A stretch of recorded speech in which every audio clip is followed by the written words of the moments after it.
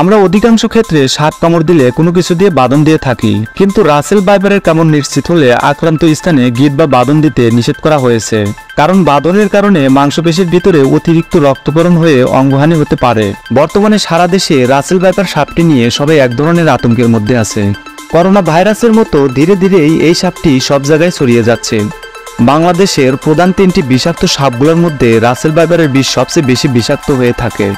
এই সাপটি নিজ থেকে তাড়া করে কাউকে দংশন করে না, মূলত অসাবধানতার কারণে কেউ এই সাপের গায়ে পাড়া দিলে তখন সে নিজেকে রক্ষা করার জন্য ছোবল দিয়ে থাকে।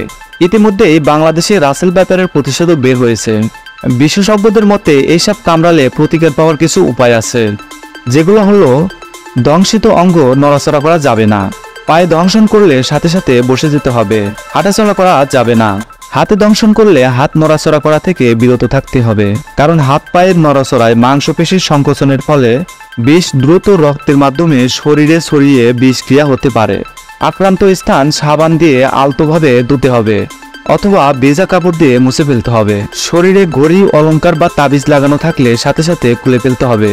দংশিত স্থান অযথা কাটবেন না এবং সুই ফোটাবেন না, কিংবা কোনো রকম প্রলেপ লাগাবেন না বা অন্য কিছু প্রয়োগ করা থেকে সম্পূর্ণ বিরত থাকুন। সাপে কাটলে ওঝার কাছে গিয়ে অযথা সময় নষ্ট না করে যত দ্রুত সম্ভব কাছের হাসপাতাল বা স্বাস্থ্যসেবা কেন্দ্রে চলে যান, কেননা এই সাপের বিষ এতটাই প্রখর যে মুহূর্তের মধ্যে প্রয়োজনীয় ব্যবস্থা না নিলে রোগী মারা যাওয়ার সম্ভাবনা অনেক বেশি। বন্ধুরা, এই ছিল রাসেল ভাইপারের বিষক্রিয়া থেকে প্রতিকার পাওয়ার উপায়।